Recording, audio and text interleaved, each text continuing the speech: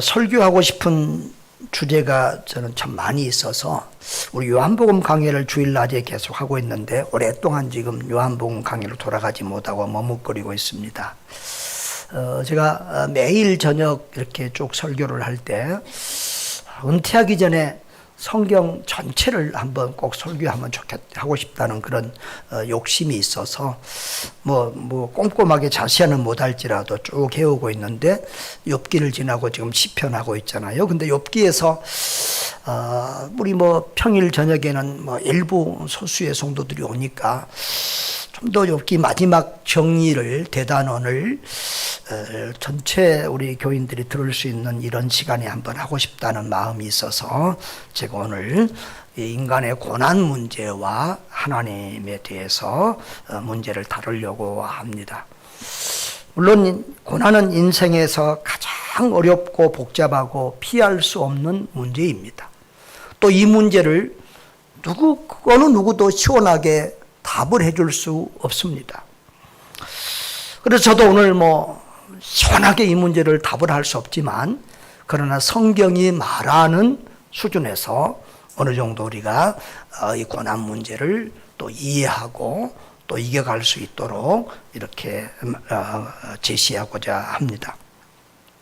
여러분, 어떻게 보면 이 세상의 종교들도 다 고난 문제 때문에 생겼습니다. 그래서 종교마다 그 문제를 해결하려고 합니다. 불교 같은 경우는 어떤 능력과 기적으로 그 문제를 해결하는 것이 아니라 있는 그대로를 순응하는 쪽입니다. 그래서 다 고난당하지 않는 인생은 없다.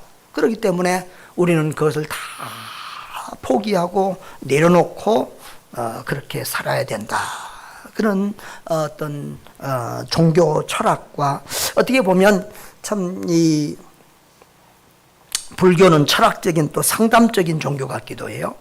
또 철학이나 사상 이런 게 또 이 고난 문제의 답을 해결하려고 생기는 경우도 많습니다.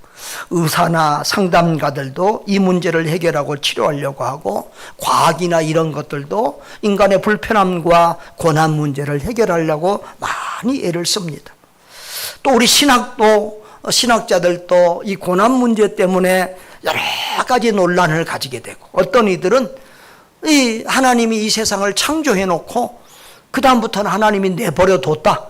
그래서 이 고난이 이렇게 또 악이 범람하고 있다. 이렇게 참 이상한 또 신학을 궤변을 늘어놓기도 합니다. 또 어찌 보면 술이나 담배나 마약이나 세상의 쾌락들도 이 세상의 고통과 괴로움을 이겨보려고 하는 방편이기도 합니다.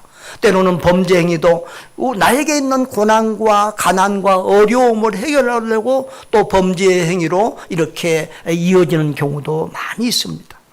심지어는 이 고난을 피하려고 하는 사람들 중에서 또 자살을 택해서 이렇게 도망가려는 그런 사람들도 있습니다.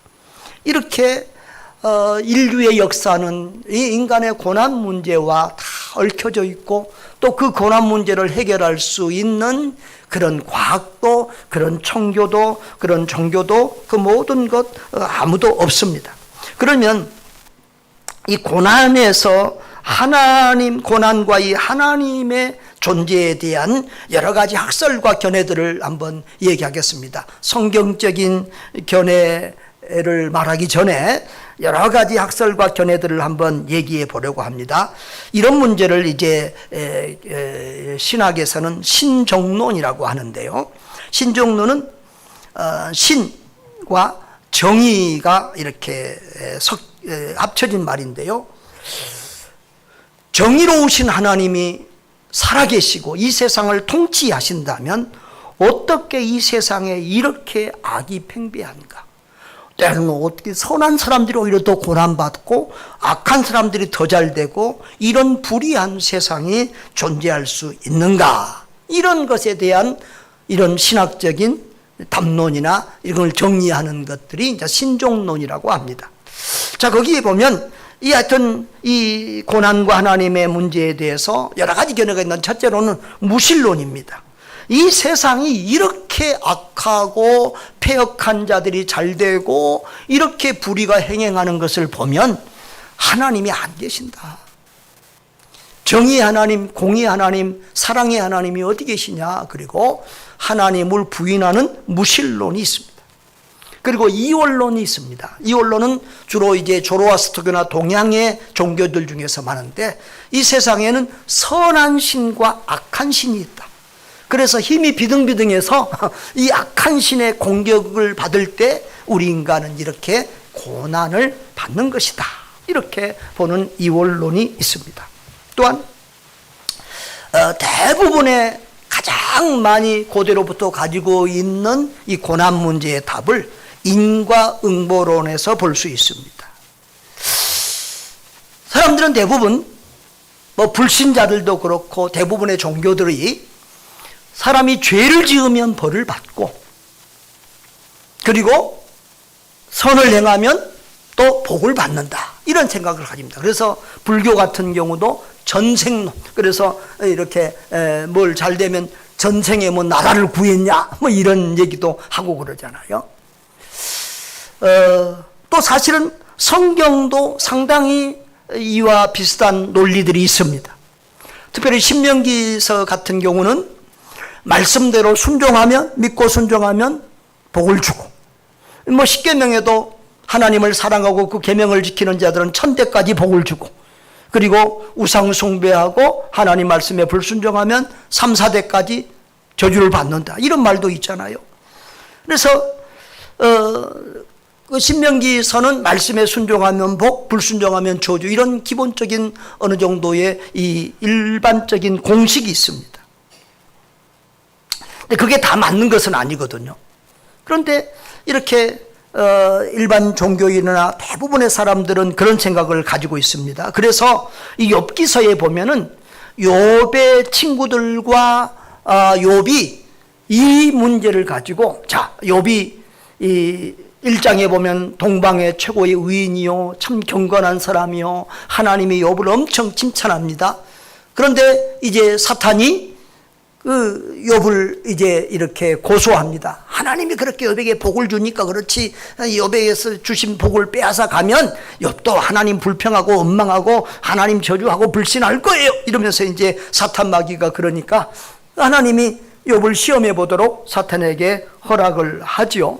그래서 욥이 하루아침에 그 모든 재산을 잃고, 하루아침에 10자녀를 다 잃고, 또 하루아침에 욥의 건강까지도 망가지게 됩니다. 그래서 그런 고난받는 욥을 위로하려고 욥의 세 친구들이 멀리서 오잖아요. 그런데 처음에는 욥을 위로하려고 했다가 욥이 너무 고통스러워서 조금 이렇게 자기 태어난 날을 차라리 안 태어났으면 좋았을 텐데, 어머니 뱃속에서 나와서 그냥 죽었으면 좋았을 텐데, 이런 좀 부정적인 표현을 하니까 그때부터 욥을 공격하기 시작합니다. 그게 욥기서 4장에서 32장까지 욥의 세 친구들이 돌아가면서 욥을 비난하고, 너가 죄 때문에 고난받는다고 회개하라고 하고, 욥은 나는 이렇게 너희들이 생각하는 것처럼 그런 큰 죄를 저질러서 내가 이 고난을 당하는 것이 아니다. 내가 너희들보다 신앙이나 인격이나 뭐나 절대 내가 부족하지 않는 사람이다. 너희들이 나를 그렇게 정죄하느냐라고 이렇게 변론을 하면서 서로 말싸움을 하는 것이 욥기서 이제 32장까지의 내용입니다. 자, 욥의 친구의 말, 대표적인 말을 한번 볼까요? 욥기서 4장 7절 다 같이 시작. 생각하여 보라. 죄 없이 망한 자가 누구인가? 정직한 자의 끊어짐이 어디 있는가? 또 내가 보건대 악을 밭갈고 독을 뿌리는 자는 그대로 거두나니 다 하나님의 입 가운데서 멸망하고 그 곶김에 사라지는 것. 다시 말하면 죄 지어서 너가 지금 벌을 받고 있고, 죄 지은 사람은 하나님이 반드시 이렇게 징계하고 저주한다고 이렇게 퍼붓고 있습니다. 자, 그런데 또 이제 다른 친구도 있습니다. 훈련론입니다. 하나님은 유익을 위해서 우리에게 고난을 주는 경우가 있다는 것입니다. 그 모든 변론을 듣고 있던 아주 젊은 사람이 하나 있었습니다. 엘리구라고 하는 사람인데, 이 사람은 자기가 나이가 적으니까 어른들이 이렇게 변론하고 서로 말싸움하는 것 가만히 듣고만 보다가 나중에는 하도 답답하니까 이제 자기가 참여합니다. 그래서 욥기서 33장에서 37장까지 이 상당히 긴 이렇게 한 5장에 걸쳐서 이 긴 내용을 엘리후라는 사람이 변론합니다. 그러면서 엘리후는 이제 욥의 친구들을 뭐라고 합니다. 모든 인간의 고난이 죄 때문에 오는 것만은 아니다. 또 그리고 욥을 비난하기도 합니다.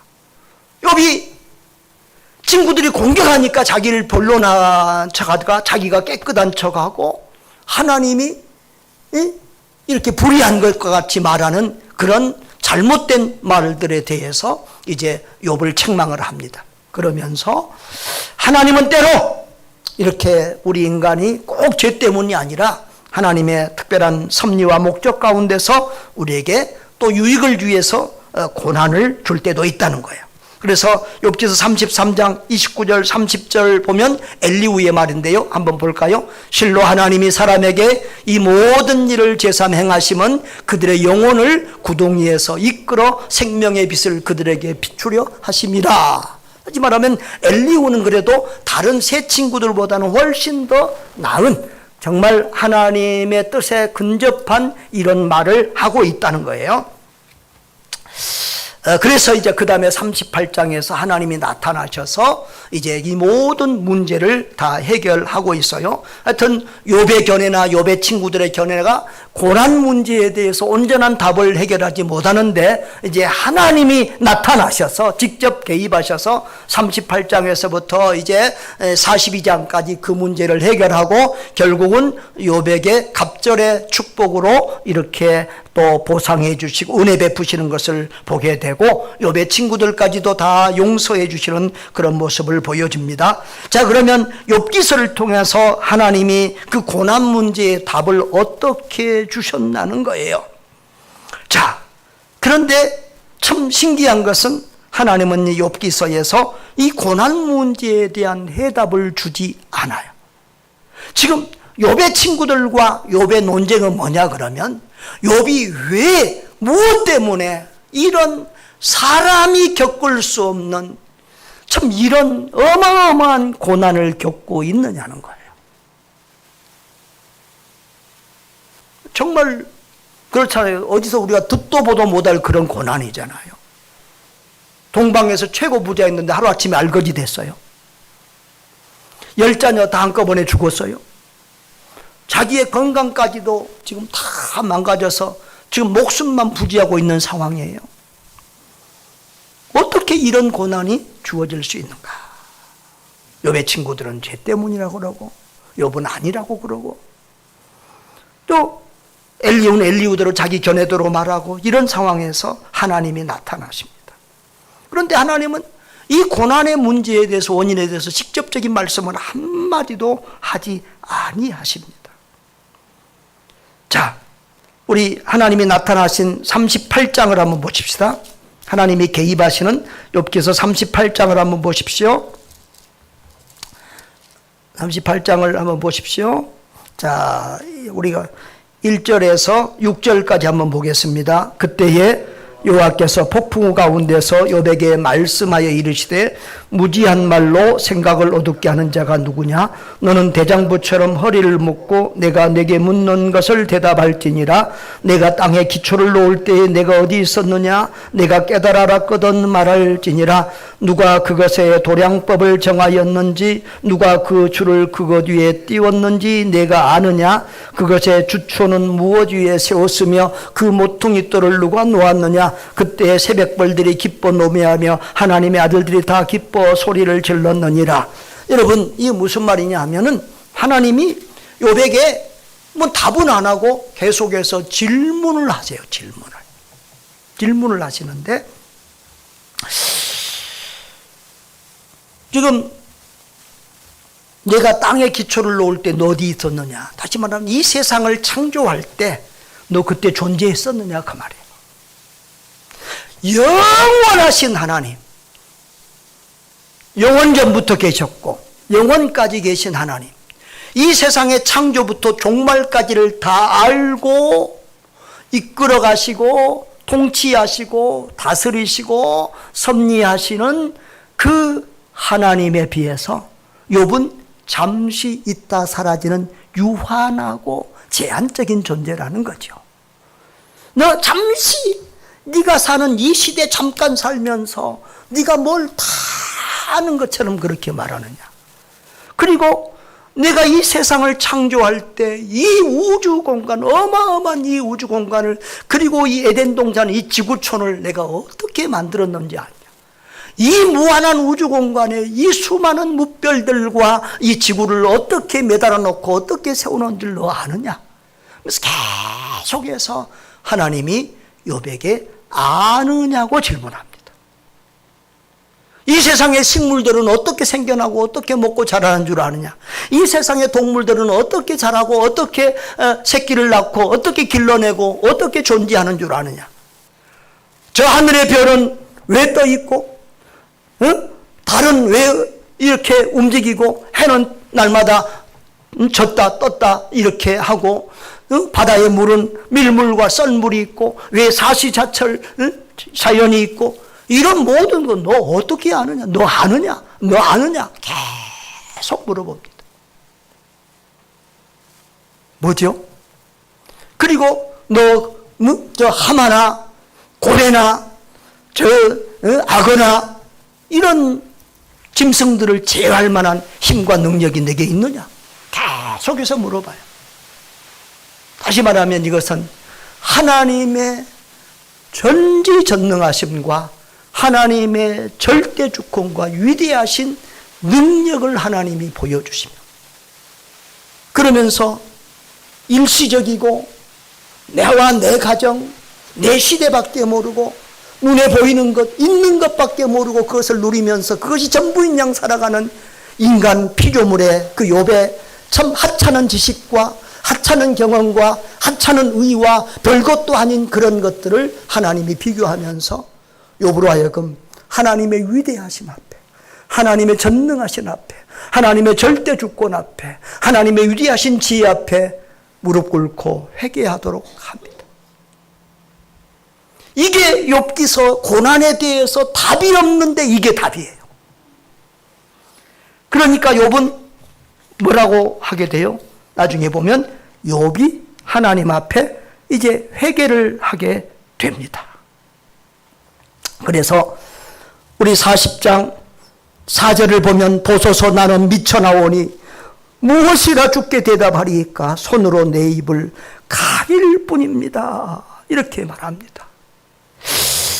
그리고 42장 6절에 보면은 내가 스스로 거두어 드리고 티끌과 제 가운데서 회개합니다. 내가 의로운 척했고 내가 잘난 척했고 내가 뭐 아는 척했고 내가 뭐 경건한 척했고 내가 뭐 좀 되는 줄 알고 내가 하나님 앞에 항의하고 다투고 하나님 왜 이렇습니다 했던 모든 부정적인 말들과 불신앙적인 말들을, 교만했던 말들을 다 거둬들이고 회개합니다. 티끌과 제 가운데서 회개합니다. 이렇게 고백하는 것입니다. 여러분, 그렇습니다. 이것이 고난 문제에 대한 욥기서의 답입니다. 우리는 하나님이 세상을 통치하시는 이 지상의 하나님의 섭리와 통치의 모든 것을 다 알 수 없습니다. 왜 고난을 하나님이 주시는지, 왜 어떤 사람은 평화의 시대, 좋은 시대에 태어나서 평화롭게 살다 가고, 왜 어떤 사람들은 전쟁 시대에 태어났고 저 6.25 전쟁 일제시대 때 태어나서 고난받다가 갔는지, 왜 어떤 사람들은 저 전쟁하는 나라에 태어났고 어떤 사람들은 저 부유한 나라, 평화로운 나라에 태어나고, 왜 어떤 사람들은 저 아프리카나 이런 데 태어나서 먹을 물도 없이 고생하다가 죽는지, 왜 어떤 사람은 악한 사람인데도 잘 되는 것 같고 어떤 사람들은 착하고 선한데도 오히려 가난하고 어렵고 잘못되는 것 같은지, 이런 모든 불의하고 답답하고 억울한 일들, 우리는 다 알 수 없지만 하나님은 그 모든 것을 합력해서 하나님 당신의 이 뜻을 이루어 가시고 하나님의 구원 역사를 이루어 가시는 것입니다. 그러니까 우리는 뭐예요? 하나님의 위대하심을 알고 우리 인간의 연약함을 알 때 우리가 이 고난 문제, 또 뭐가 우리 뜻대로 우리 생각대로 되지 않는 불합리한 모든 것들을 그냥 하나님께 맡기고 수긍하면서 우리는 믿음으로 인내할 수 있다는 말입니다.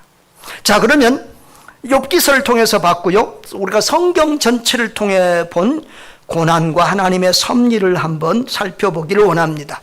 우리가 성경을 통해서, 우리 성경은 인간의 모든 문제를 다 답을 제공하고 있습니다. 그러나 완벽하지 않은 것들도 많습니다. 우리가 삼위일체 하나님을 완전히 알 수 없잖아요. 하늘나라 가서 봐야 하는 것처럼 인간의 고난 문제도 이건 참 신비한 문제입니다. 우리가 쉽게 답을 알 수 없는 문제입니다. 그러나 하나님 앞에 가면 완전하게 알 줄 믿습니다.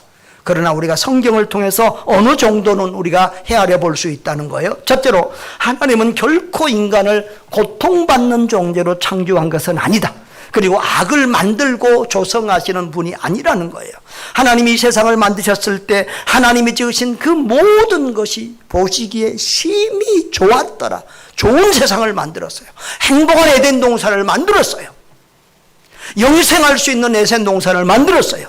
그런데 인간이 죄를 짓고 선악과를 따먹음으로 해서, 하나님이 따먹지 말라고 하는 것을 따먹음으로 해서 인간에게 고난이 왔다는 거예요. 그래서 고난은 하나님의 뜻을 거스른 불신앙과 불순종의 결과이다라는 겁니다. 여러분, 알고 보면 인간이 선악과를 따먹은 것은 보통 죄가 아니라, 불순종 정도가 아니라 하나님을 대적하는 거예요. 하나님 자리에 오르려고, 하나님처럼 되려고 한 그런 반항이에요. 반역입니다. 그래서 하나님은 이제 저주를 하시죠. 그래서 창세기 3장 15절에 보면은 이제 여자의 후손과 이 하나님의 백성들이 영적 전쟁을 하는 그런 전쟁이 시작이 됩니다. 그래서 창세로부터 주님 다시 오실 재림의 날까지 우리는 이 사탄의 무리와 더불어 하나님의 백성들은 전쟁을 하는 거예요. 여러분, 그런데 이 사탄과의 전쟁이 쉽지 않아요. 예수님도 너의 발꿈치를 상하게 할 것이라고 그랬어요. 예수님도 고난을 통해서 사탄을 이기고 이 고난을, 십자가의 고난을 통해서 우리를 구원하시는 거예요. 이 고난 문제는 정말 신비해요. 주님도 이 고난의 십자가를 통해서 우리 죄를 대속하시고, 또 그러나 거기서 끝나지 않고 부활 승리하심으로 결국은 이기시고 하나님의 구원 역사를 이루어 가시는 줄 믿습니다. 여러분, 이 욥기서에 보면 재밌어요. 자, 창세기 욥기서 1장 2장에 보면은 하나님의 어전에, 그러니까 요즘으로 말하면 대통령 국무회의 하는데 사탄도 거기 앉아 있어요. 그래서 하나님이 물으세요. 야, 너 어디 갔다 왔냐? 그러니까 사탄이 뭐라고 그래요? 두 번이나 사탄이 똑같은, 세상을 두루 돌아다니다가 왔다는 거예요. 여러분, 사탄은 게을러요, 부지런해요? 부지런해요. 베드로서 우는 사자처럼 두루 다니며 산길차를 찾는다 그랬어요. 여러분, 사탄은 정적인 존재가 아니에요. 그래서 우리가 뭐 어디 가면 귀신이 있다, 어디 가면 귀신이 없다, 아니에요. 귀신은 돌아다니는 거예요. 움직이는, 교회 안에도 귀신이 있어요. 사탄이 있어요. 여러분, 그래서 이 사탄은요, 믿음 좋은 사람들은 안 건드리는 게 아니에요. 믿는 백성들도 다 시험하고 건드려요. 그래서 그 하나님이 최고로 칭찬하는 욥에게 시험을 주고요.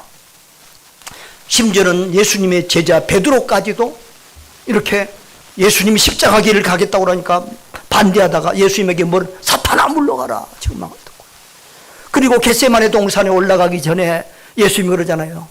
베드로에게 너희를, 사탄이 베드로와 제자들을 밀가부를 하려고 자기에게 청구했다는 거예요.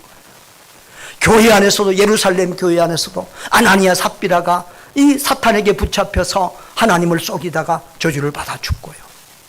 여러분, 이 사탄 마귀는요, 장소를 불문하고 사람을 불문하고 공격한다는 사실을 기억하시기를 바랍니다.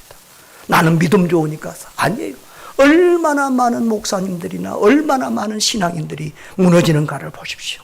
그러므로 우리는 늘 깨어 있어야 되고, 섰다고 생각하는 자는 넘어질까 조심하라는 하나님의 말씀 앞에서 늘 깨어 있어야 될 줄 믿습니다. 자, 그런데 이렇게 사탄과의 영적 전쟁이 시작이 됐습니다.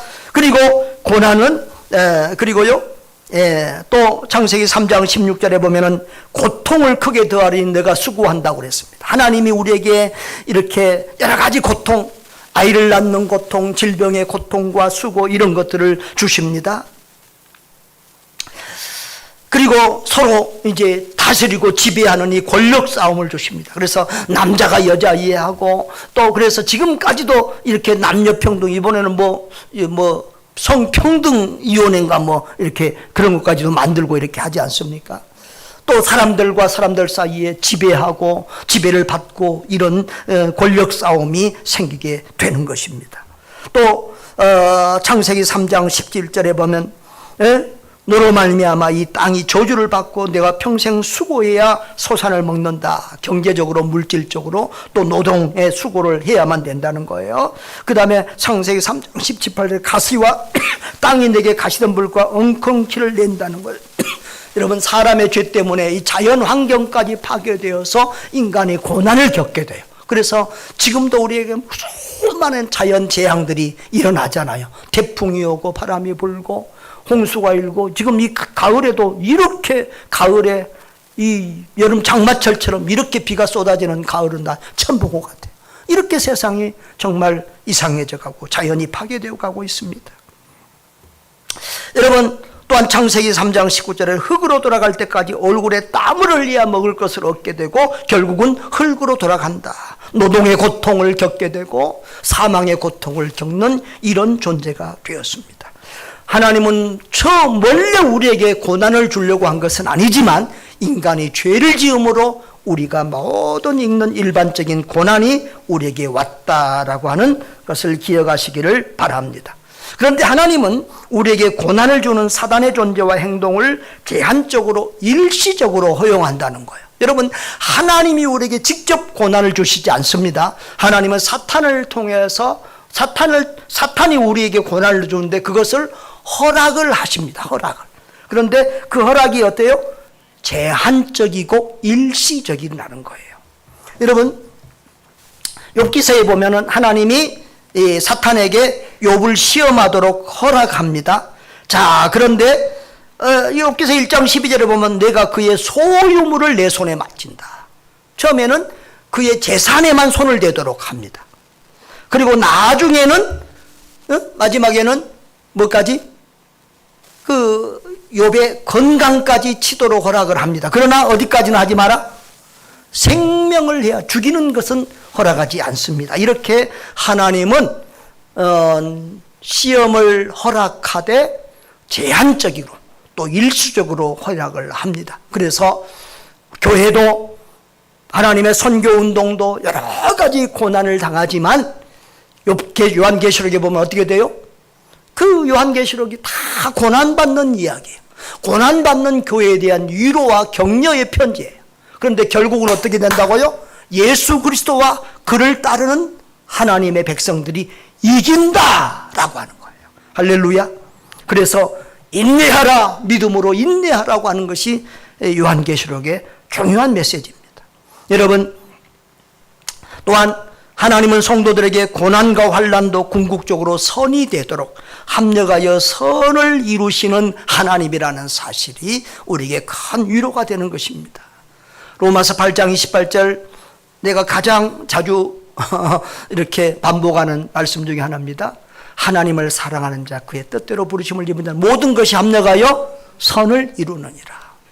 저건 어떻게 보면 개인적인 문제만 아니라 하나님이 모든 것을 합력하여 하나님 당신의 구속사를, 죄인 구원 역사를, 선교의 역사를 이루어간다는 말씀입니다. 여러분 사람들은요 오히려 고난 가운데서 하나님을 찾고 고난 가운데서 믿음이 더 자라요. 욥이요 친구들이 위로를 했으면은 욥이 주님 생각, 하나님 생각을 덜 했을 거예요. 그런데 친구들이 자기를 전혀 위로해 주지 않고 정말 죽음의 고난 가운데 있는 사람을 또 죽이고 또 죽이는 이런 비난의 말을 했을 때 욥의 고통은 말로 할 수 없었을 거예요. 대부분의 사람들이 그래요. 목사님들도 그래요. 가장 어려운 게 뭐냐? 그러면 뭐 건강의 문제, 또는 어떤 경제적인 문제가 아니라 남의 비난을 받는 문제라는 거예요.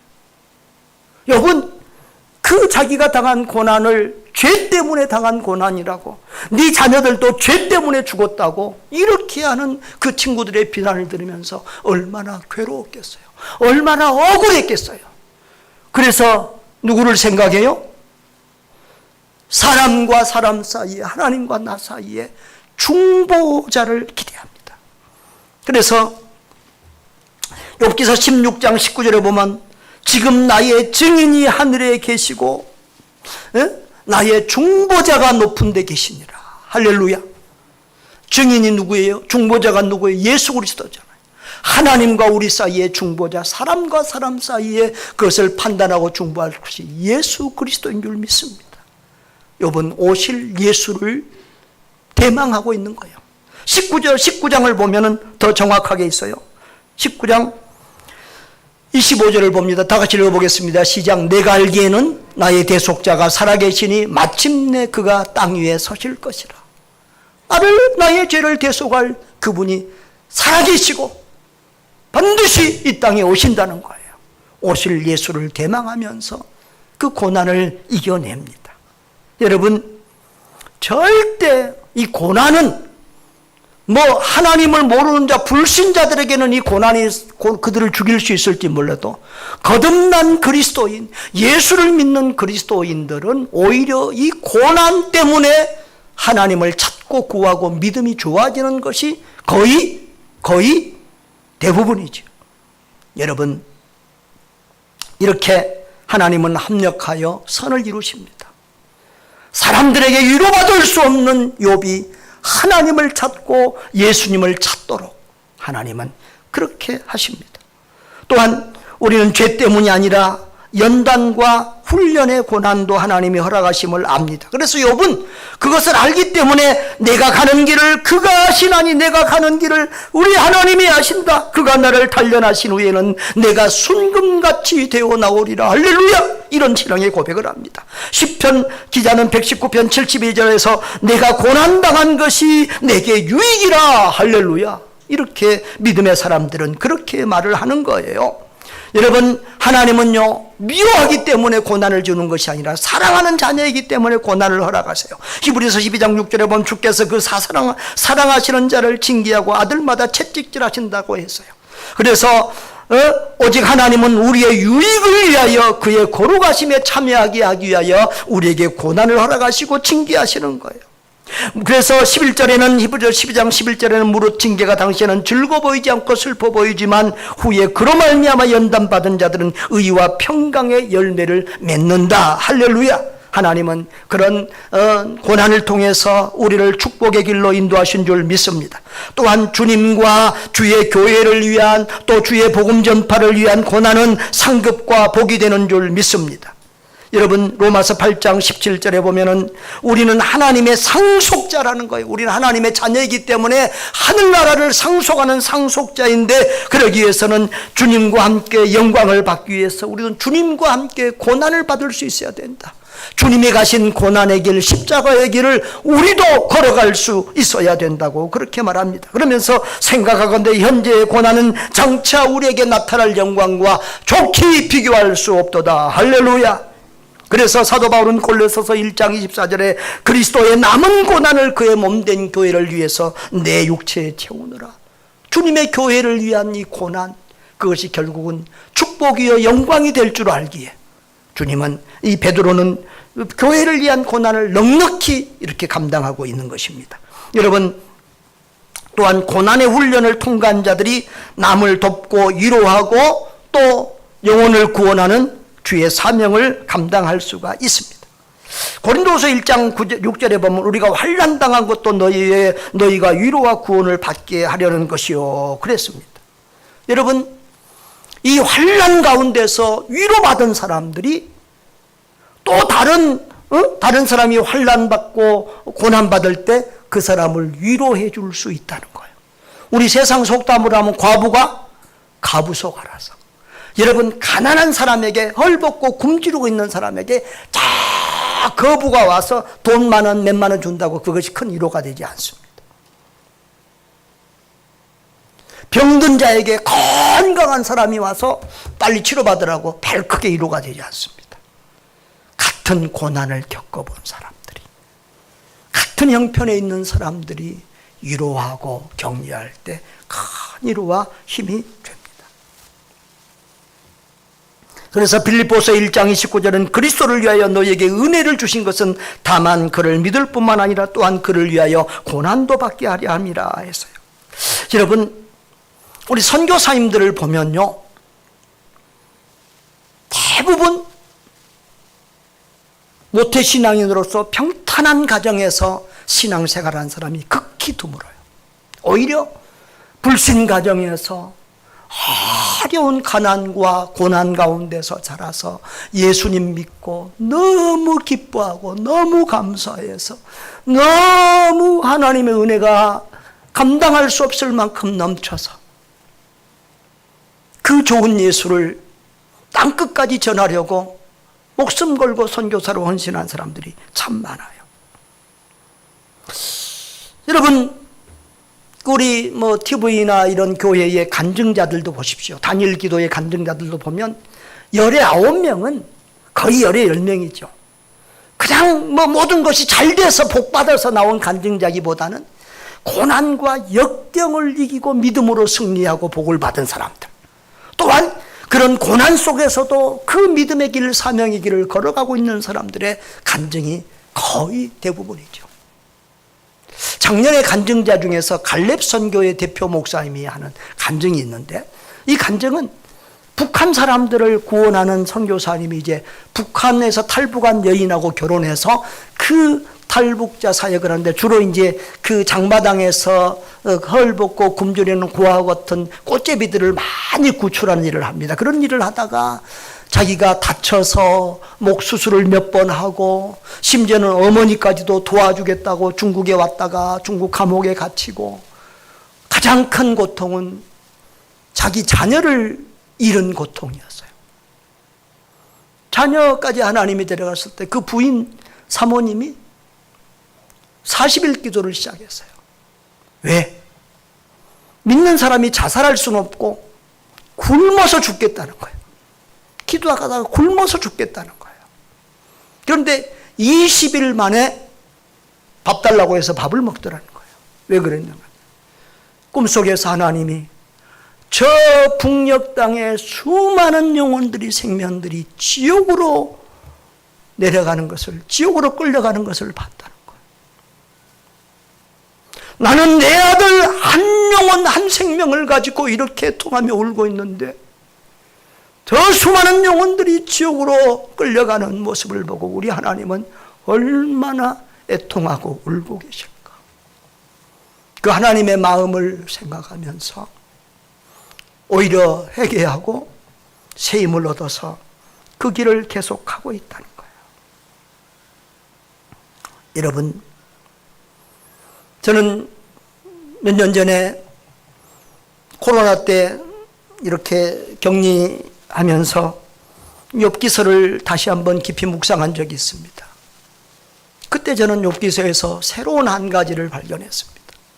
욥의 신앙은 너무 경건하고 아름답고 훌륭한 신앙이지만 욥의 신앙은 자기와 자기 자녀들, 자기 가족에 대한 경건과 믿음과 복이었습니다.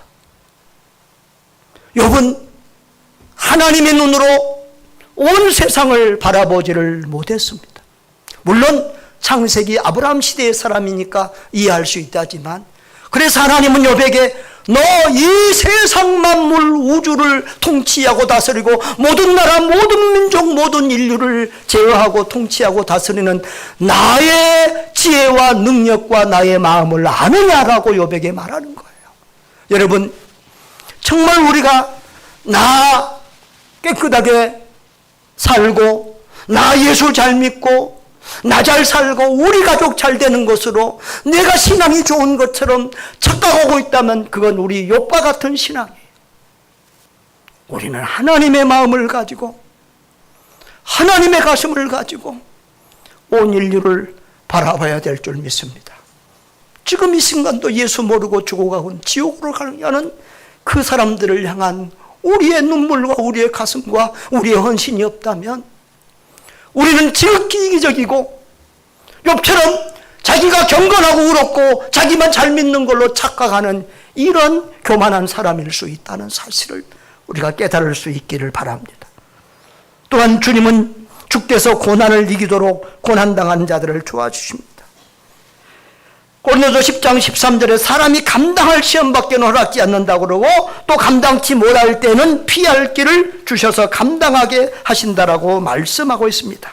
히브리서 2장 18절에는 그가 시험을 받아 고난을 당하셨은즉 시험 받는 자들을 능히 도우신다 하고 주님이 말씀하십니다.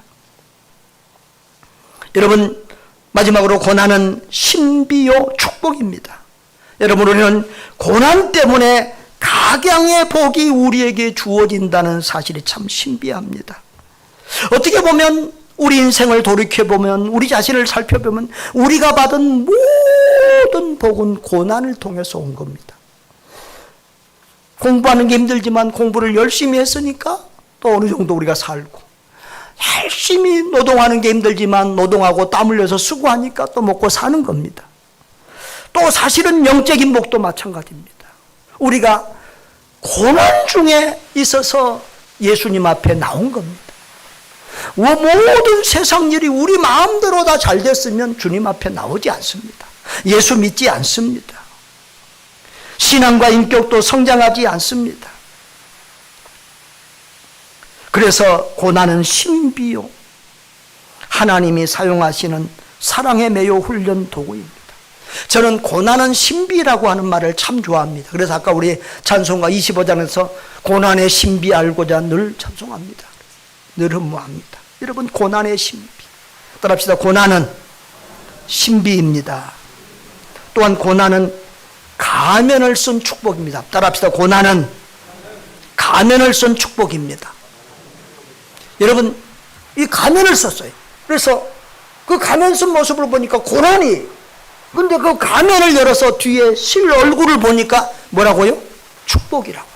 하나님은 고난의 뒤에 축복을 싣고 우리에게 올 때가 많이 있습니다. 여러분, 우리는 고난이 없으면 좋겠죠. 근데 고난을 피할 수가 없어요. 그런데 고난이 없으면은요, 반드시 우리는 안일해지고 교만해지고 변질되고 망하게 돼요. 인류 역사를 보십시오. 잘 사는 나라마다 하나님을 배신하며 떠나갑니다. 저 유럽이 복음이 들어가면서 선진국이 되고 잘 살게 되었는데, 유럽이, 영국이 다 잘 살게 되면서 하나님을 떠나고 무너집니다. 다음 주에 우리 영국 선교사님 말씀 전하겠습니다. 영국이 정말 우리에게 복음을 전했던 영국이 망하고, 저 미국과 선진국들이 부여해 주면서 잘 살면서 다 망합니다. 여러분, 우리나라도 마찬가지입니다. 50년대, 60년대, 70년대 가난하고 힘들고 어려울 때 정말 우리는 세계에서 제일 열심인 그런 우리의 부흥을 보여주었고, 온 세계가 연구하고 배우고 싶은 한국교회의 모습을 보여주었습니다. 그런데 잘 먹고 잘 살면서 우리는 하나님을 떠나고 무너지고 있고, 교회는, 성도들은 세상의 조롱거리가 되고 있습니다. 여러분, 성경이 말하는 축복은요, 예수님 알고 예수 잘 믿는 게 축복입니다. 잘 먹고 잘 사는 게 축복이 아니라는 사실을 꼭 기억하시기를 바랍니다. 하나님은 이 모든 고난을 통해서 우리를 참 축복의 길로, 생명의 길로, 영생의 길로 인도하고 있음을 믿으시기를 바랍니다.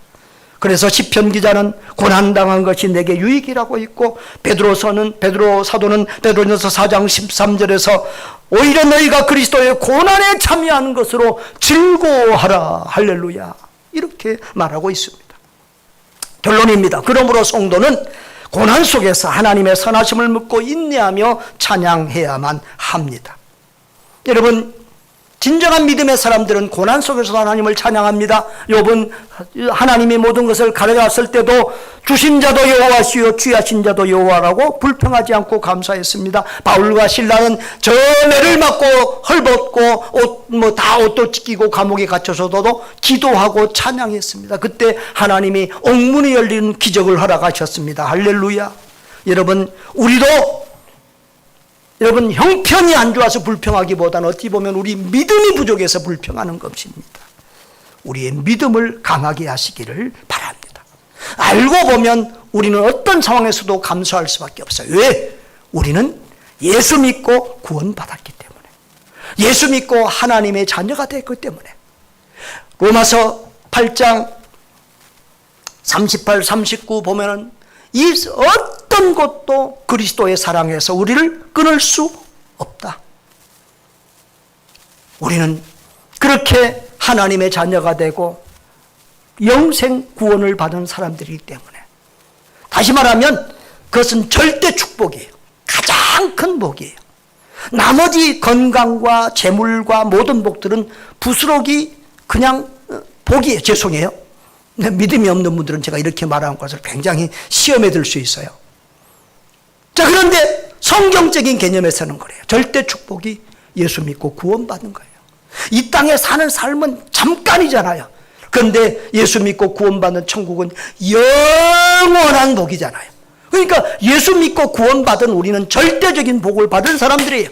그래서 세상 것 조금 작고 부족하고 없고 어려워도 우리는 절대적으로 감사하고 믿음으로 이겨내고 하나님을 찬양할 수 있어야 되는 줄 믿습니다. 사랑하는 성도 여러분, 고난은 신비입니다. 그런데 그 고난을 부정적인 눈으로만 보는 사람들은 고난 때문에 불행하고 고난 때문에 더 불행해지고 고난 때문에 결국은 인생을 망치게 됩니다. 그러나 고난을 믿음의 눈으로 보고 하나님은 모든 것을 합력하여 선을 이루시는, 결국은 우리에게 유익을 주시기 위한 하나님의 고난으로 보고 긍정적인 믿음으로 반응하면 오히려 그것이 우리에게 복이 되는 줄 믿습니다.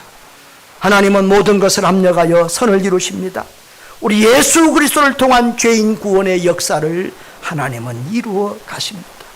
하나님의 마음을 알고 그 세계를 통치하고 다스리는 하나님의 세계 경영을 이해하고 그 잃어버린 영혼들을 찾기 위해서 독생자 외아들의 생명까지 아낌없이 내어주신 그 하나님의 마음을 알고 그 하나님의 영혼 구원 운동에 우리의 마음과 시간과 재능과 물질을 아낌없이 드리면서 하나님과 함께 동행하고 동역하는 축복의 사람들 될 수 있기를 주님의 이름으로 축원합니다.